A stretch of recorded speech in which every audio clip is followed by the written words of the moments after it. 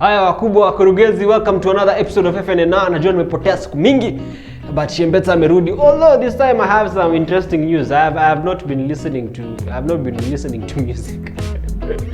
I'm on a detox mission. I'm going through some things.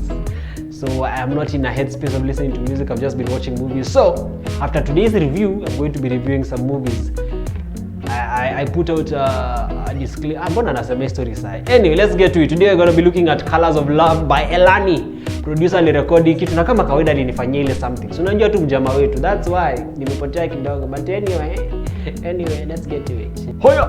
Colors of Love by Elani. Let's start from the beginning. Once Elani disappeared for a while and that thing really broke my heart. They were just getting momentum. I wish that they had continued with whatever they are doing, because right now I believe that if they had been on the same path that they were, they'd probably be giving Sauti Sol a run for their money. They are the only competitors Sauti Sol ever had in this industry. Hands down. There's no one else. Maybe had the band pia wakachange strategy yao, wakaanza kusonga na kufanya vitu zingine hapa na pale.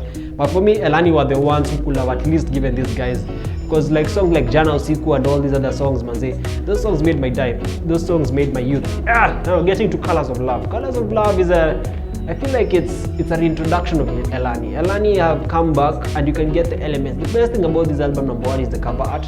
I said I'm not reviewing cover art, but anyway, I have to mention it. It's a really decent cover art. It gets you going, it gets you interested, it gets your interest, it captures you and you want to see what's happening here.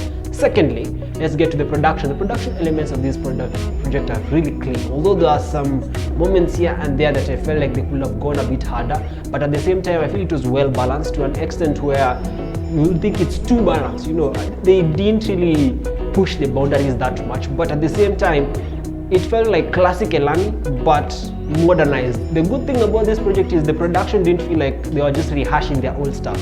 They were not rehashing their old sound, and they were not trying to sound like the way they were a few years ago. I can feel the maturity, I can feel the growth, and this is something I always appreciate in artists. Next thing, lyricism. This is about Colors of Love. I found all the emotions in this album. Every single project and every single song and sound and lyric was intentional. You know, when everybody came in, they came in correct. No, hakuna mtu alilala hapa. Kila mtu alifanya kazi yake. The only thing that hurts me about this project is the fact that hawaja release enough videos. The promo was not that good, and very few people got to experience this. That's what I feel like. And I feel like this is one of those projects that if you listen to on a good Sunday and you're driving around, people will ask you, who's that, you know? Yeah, and it's Elani, you'll be like, that's Elani, yeah. And then the mixing and mastering. Lastly, mixing and mastering. Mixing and mastering is quite clean. Elani has always been good ahead of their curve when it comes to mixing and mastering. Very few people can actually hold a candle to how they handle things. Yes, it sounds a bit Kenyan to some degree, but at the same time, I like the cleanliness of the project. I like the fact that when you listen to the project, you feel like you're listening to a well-balanced project. You're listening to a well-curated project. You're listening to, you can get all the instruments, you can get all the vocals, you can get all the beats, you can get everything.